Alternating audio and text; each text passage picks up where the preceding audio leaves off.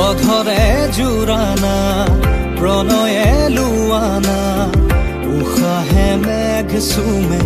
বৰষা হৈ জানা আবিহে পঢ়ানা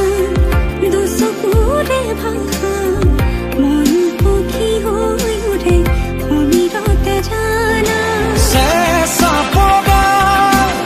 সমান্তৰালভাৱে এই সাহিত্য চৰ্চা কৰি গৈ আছে আমি ৰৈকুশ্ৰীৰ তৰফৰ পৰা তেওঁলোকে আন্তৰিক অভিনন্দন জ্ঞাপন কৰিছো আৰু গ্ৰন্থৰ শ্ৰদ্ধাৰ গল্প পুথিৰ তেওঁৰ গোলকীয় আলম সন্ধানৰ সুন্দৰ এখন গল্প সংকলন তেওঁ আমাৰ